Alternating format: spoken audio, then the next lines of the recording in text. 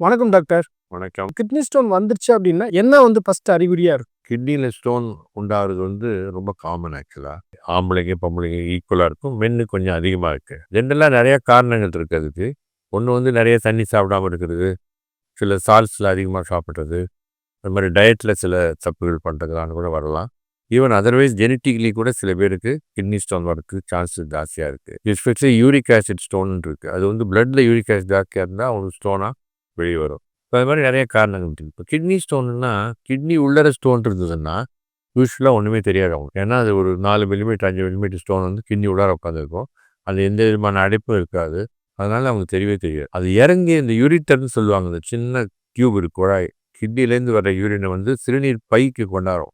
அந்த யூரிட்டர்ல அந்த ஸ்டோன் மாட்டும்போது தான் வலிய ஆரம்பிக்கும். வலி, வாந்தி, ஜுரம் எல்லாம் வரும். சிவியரா இருக்கும். அப்பதான் அவங்க கண்டுபிடிப்பாங்க. சாதாரணமா கிட்னி ஸ்டோன் ஒரு சிம்ப்டமும் இருக்காது அவங்களுக்கு. இப்ப கிட்னி ஸ்டோனுடைய வளர்ச்சி எப்படி இருக்கும்? சில பேர் சொல்றாங்க 2 இருந்தது அப்படின்னா பிரச்சனை இல்ல. 3 இருந்ததுன்னா பிரச்சனை இல்ல. அதுக்கு மேல இருந்ததுன்னா நீங்க வந்து நிச்சயமா டாக்டர பார்க்கணும் அப்படின்னு சொல்லுவாங்க. 2 இருக்குதுன்னு தெரியறதே பெரிய விஷயம். அப்பன்னா அவங்க ஏதோ ஒரு இடத்துல ஸ்கேன் பண்ணியிருக்காங்கன்னு அர்த்தம். இந்த மாஸ்டர் செக்கப்னு ரெகுலரா பண்ணுவாங்க. அவங்க தான் அதை கண்டுபிடிக்க முடியும். இல்லாட்டி சாதாரணமா கண்டுபிடிக்க முடியாது. 3 to 4 ml, 5 ml இதை இதுல வச்சு கிட்னில அது மருந்து மாத்திரை சாப்பிட்டு நிறைய தண்ணி சாப்பிட்டாலே தானா வெளியே வருதான். 5 வரையும் சொல்லிடலாமா? 5 ml வரும் நல்லா. ஓகே. அதனால பயப்பட வேண்டியதில்லை. இறங்கி வரும்போது சிவியரா பெயின் இருக்கும். அது என்ன பண்ணக்கூடாது, நம்ம உடனே ஹாஸ்பிட்டலில் டியூப் போட்டு எடுக்கணுன்ற மாதிரிலாம் வேண்டியதில்லை. You can wait for few days or 1 week. Taking நிறைய வாட்டர் சாப்பிட்டுட்டு அதை இந்த யூரிட்டரை ரிலாக்ஸ் பண்ணுறதுக்கு மாத்திரைலாம் கொடுத்தோம்னா தானாக இறங்கி வர்றதுக்கு நிறைய சான்ஸ் இருக்குது.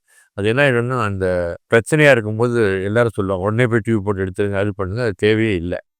டாக்டர்கிட்ட போக வேண்டிய நியாயம். அது அவங்க ஆன்டிபயோட்டிக்லாம் கொடுத்து இன்ஃபெக்ஷன் வராமல் பார்த்துட்டு ஒரு வாரம் பார்க்கலாம். அதுக்கப்புறம் வரலைன்னா டியூப் போட்டு லேசர் வச்சு உடச்சி எடுக்கலாம். இப்போ இது ரொம்ப முக்கியம். என்னென்னா, ஸ்டோன் கீழே இறங்கி வரும்போதே உடனே டாக்டர்கிட்ட போய் எடுக்கணும்னு ஒரு ஃபீலிங் இருக்குது எல்லாருக்கும். அது பண்ண வேண்டிய தேவையில்லை. இது ஒரு அனாவசிய ஆப்ரேஷன். இப்போ டயபெட்டிக் வந்து ஒரு தடவை வந்துருச்சு அப்படின்னா உங்களால குணப்படுத்த முடியாது. பட் நீங்க சஸ்டெயின் ஆகலாம். வாழ்க்கை முறை மாற்றத்தின் மூலமாக பிரச்சனை வராம தடுக்கலாம் அப்படின்பாங்க. ஒன்ஸ் கிட்னி ஸ்டோன் ஃபார்ம் ஆயிடுச்சு அப்படின்னா நீங்க வந்து அத மாத்திரைகள் மூலமாக அத குறைக்கலாமே தவிர, அத முழுவதுமா குணப்படுத்த முடியாது. அது வளர்ந்துகிட்டே தான் இருக்கும் அப்படின்றாங்களே. இல்லை இப்போ கிட்னி ஸ்டோன் ஒரு வாட்டி ஒருத்தருக்கு வந்ததுன்னா 50% ஆஃப் பீப்புளுக்கு மறுபடியும் வர சான்ஸ் இருக்குது. இப்போது 10 பேருக்கு கிட்னி ஸ்டோன் வந்தது ஒரு 3 மாதம் முன்னேன்னா அதில் 5 பேருக்கு திரும்பியும் அடுத்த வருஷம் வரதுக்கு காரணம். அந்த மாதிரி அவங்க என்ன பண்ணணும்னா, மெட்டபாலிக் ஒர்க் அப்னு இருக்குது. அதாவது அவங்க பாடியில் இருக்கிற சால்ட்ஸ் அதிகமாக ப்ரொடியூஸ் ஆகுதா பிளட்லன்னு பார்த்து, அந்த மாதிரி இருந்ததுன்னா அதுக்கு வைத்தியம் பண்ணலாம். அது மாதிரிலாம் ஒன்றும் இல்லை. வெறும் இருக்குன்னா நிறைய தண்ணி சாப்பிட்டு ஹைட்ரேட் பண்ணி சின்ன துகள்களாக இருக்கும்போதே யூரினில் வெளியே வர வச்சிட்டோம்னா கல் சேர்ந்து வராது. இப்போ அதனால் கிட்னி ஸ்டோன் வந்தால் அது வாழ்நாள் முழுக்க கியூர் பண்ண முடியாதுன்னு அர்த்தம் கிடையாது. ஒருத்தருக்கு ஒரு வாட்டி 11 வருஷம் கழிச்சு அடுத்த வாட்டி வரும். அதனால வாழ்நாள் முழுக்க 3 வாட்டி அது ஒன்றும் பெரிய விஷயம் இல்லை இல்லையா? கிட்னி ஸ்டோன் வந்து ஒன்ஸ் ஃபார்ம் ஆயிடுச்சு அப்படின்னா, நீங்க வந்து இளநீர் குடிச்சா சரியாயிரும். இல்ல வந்து வாழைத்தண்டு சூப்பு, இல்ல ஜூஸ் ஏதாவது குடிச்சா சரியாயிரும் அப்படின்லாம் சொல்றாங்களே. அதுதான் அதுக்கு தீர்வா இயற்கை முறையில? இல்லை, இது depends on the size of the stone. இப்போது ஒரு 3லேருந்து 4, 5 மில்லிமீட்டர் இருந்துன்னு வச்சுங்க. அது கிட்னி உள்ளே இருந்ததுன்னா ஒன்றும் பண்ண வேண்டியதில்லை. ஆனால் அது இறங்கி வரும்போது இருக்கிற வலிக்கும் வாந்திக்கும் ஜுரமும் வரும்போது நம்ம மருந்து சாப்பிடும்போது கூட இந்த வாழைத்தண்டு சாறு சாப்பிட்டா இட்ஸ் டயரிட்டிக். அதாவது யூரினை ஜாஸ்தி ப்ரொடியூஸ் பண்ணணும் பாடியில் கிட்னி. ஸோ அப்போ அது நிறைய ப்ரொடியூஸ் பண்ணும்போது அந்த ப்ரெஷர் ஜாஸ்தி இருக்கும்போது அந்த கல் அதில் அடிச்சுட்டு மெதுவாக வெளியே வந்துடும். அது 4 to 5 மில்லிமீட்டர் வரலும் அது ரொம்ப யூஸ்ஃபுல்லாக இருக்கும். அது மாதிரி இளநீர் சாப்பிட்டாலும் ரொம்ப நல்லாயிருக்கும். ஆனால் அது எல்லாத்துக்குமே இருக்குன்னு சொல்ல முடியாது. இப்போ 1 சென்டிமீட்டரு 2 சென்டிமீட்டர் ஸ்டோன்லாம் இறங்கி வந்ததுன்னா இந்த ஜூஸ் சாப்பிட்டா ஒன்றுமே ஆகாது. இப்போ வாழைத்தண்டு ஜூஸ் சாப்பிட்றது நல்லது. பட் எல்லாத்துக்கும் அது நினச்சிக்கூடாது. அது ஒவ்வொரு சைஸ் ஆஃப் ஸ்டோனுக்கும் அது எந்த மாதிரி பொசிஷன் இருக்குதுன்னு தெரிஞ்சுக்கிட்டு அதுக்கப்புறம் கொடுக்கலாம். இப்போது சிடி ஸ்கேன் பண்ணாலும் தெரியும் அந்த குறுக்க மாட்டிகிட்டு இருக்கா நேராக இருக்கான்னு சொல்லிட்டு. அப்படி நேராக இருந்ததுன்னா ஈஸியாக வர முடியும். அதுக்கு நம்ம டயரிட்டிக் கொடுக்கலாம், ஜூஸ் அதனால தான் வெளியே வருதுன்னு அர்த்தம் கிடையாது. தானாக வரதுக்கு அது ஜாஸ்தி ஹெல்ப் பண்ணுது, அவ்வளோதான். பட் அதுவே தீர்த்து கம்ப்ளீட் ட்ரீட்மெண்ட்டு நினச்சிட்டு பண்ணக்கூடாது. சிறுநீரக தொற்று வருவதற்கு காரணமே வந்து பாத்ரூம் இல்ல டாய்லெட்ஸ் வந்து சரியா இல்ல அப்படின்ற ஒரு மிஸ்கன்செப்ஷன் இருக்கு. அது உண்மைதானா? அது டோட்டலாக மிஸ்கன்னு சொல்ல முடியாது. பட் நல்லா டாய்லெட் வச்சுக்கணுன்றது நியாயம். ஆனால் அது கொஞ்சம் அழுக்கான டாய்லெட் தான் முடிஞ்சவரையிலும் அதை கொஞ்சம் க்ளீன் பண்ணி உட்காந்துடலாம் அது உட்கார்ற சீட்டில்.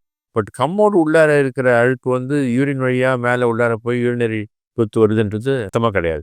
அந்த டாய்லெட் நிறைய பேர் இப்படி சொல்லுவாங்க, நான் பப்ளிக் டாய்லெட் யூஸ் பண்ணிட்டேன், அதனால தான் எனக்கு யூரினரி இன்ஃபெக்ஷன். கிடையவே கிடையாது. இப்ப யூரினரி இன்ஃபெக்ஷன் எப்படி வருது டாக்டர்? யூரினரி இன்ஃபெக்ஷன் நம்ம பாடிக்குள்ளே இருக்கிற பாக்டீரியாவே யூரின் தொத்துக்கு முக்கால்வாசி காரணம். ஈக்குவலையெல்லாம் குடல்லையே நிறையா இருக்குது.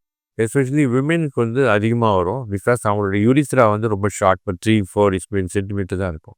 வேற இது மென்னுக்கு 20-25 சென்டிமீட்டர். ஸோ அந்த லிங்க்ஸ் டாக்டர் இருக்கிற சொட்டு பாக்டீரியா வந்து ரீட்ரோகிரேடாக அங்கேருந்து கடந்து எல்லாத்தையும் தாண்டி போய் தொற்று உண்டாக்குற அளவுக்கு ரொம்ப கஷ்டம்.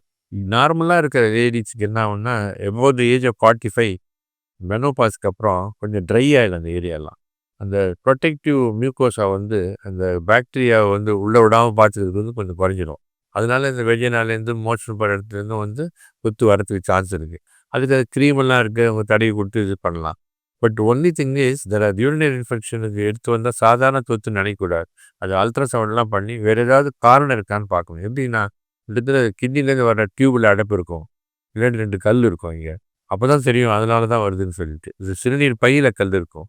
அந்த மாதிரி கல் இருந்ததுன்னா என்ன ஆகும்னா, நம்ம ஆன்டிபயாட்டிக் கொடுத்தோம்னா யூரினில் இருக்கிற பாக்டீரியாலாம் இறந்து போயிடும். ஆனால் அந்த கல்லுக்குள்ளே போய் பூந்துக்கும். கல்லுக்குள்ளே ஆன்டிபயாட்டிக் போகாது. அதனால் கொஞ்ச நாள் கழிச்சு என்ன ஆகும்னா, அதுலேருந்து வெளியே வந்து மறுபடியும் தொத்து வரும். ஸோ நம்ம இவ்வளோ நல்லா ட்ரீட் பண்ணுமே மறுபடியும் வந்துச்சுன்னு நினைப்போம். பிகாஸ் ஆன்டிபயாட்டிக் போய் ஆக்ட் பண்ண முடியாத இடத்துல போய் அந்த பாக்டீரியா பூந்துக்கிட்டு தான். அதனால் ரெக்கரண்ட் யூரினரி ட்ராக்ட் இன்ஃபெக்ஷன் வந்ததுன்னா we should exclude all the அது அனட்டாமிக்கலாக ஏதாவது அடைப்பு இருக்கா, பிறப்புலேயே ஏதாவது ப்ராப்ளம் இருக்கா, யூரினோட டியூப்ல இருக்கா, இல்லை பிளாடர்லேருந்து சிறுநீர் சிறுநீர் வந்து மேலே போகுதா, வெசிகுலேட்டரி ரிஃப்ளெக்ஷன் வாங்க அது இருக்கா, இல்லாட்டி கல் இருக்கா, அது மாதிரி இதெல்லாம் பார்க்கணும். ஏன் அது வருதுன்றதுக்காக. அதே மாதிரி யூரின் போனப்போ தங்கியிருக்கா நிறையா, தங்கியிருந்த யூரினில் யூஸ்வலாக பாக்டீரியா வந்து வந்துடும். அதனால் அந்த மாதிரி விஷயத்தெல்லாம் பார்த்து தான் நம்ம ஏன் அடிக்கடி யூரின் வருதுன்னு பார்க்கணும், யூரினரி இன்ஃபெக்ஷன் வருதுன்னு பார்க்கணும். ஸோ அடிக்கடி யூரினரி இன்ஃபெக்ஷன் வந்தால் அதுக்கு என்ன காரணம்னு தேடி அதை சரி பண்ணால் திருப்பி வராது. யூரினரி இன்ஃபெக்ஷன் வந்து யாருக்கு அதிகமாக வர்றதுக்கு வாய்ப்பு இருக்குது, ஆண்களுக்கா பெண்களுக்காக? பெண்களுக்கு தான் அதிக சான்ஸ் இருக்குது. பிகாஸ் அவங்க யூரினரி பேசேஜ் ரொம்ப ஷார்ட். அதனால ஆஸ் ஐ டோல்ட் யூ இந்த இன்ஃபெக்ஷன் ஈஸியாக போகிறதுக்கு சான்ஸ் இருக்குது நிறைய.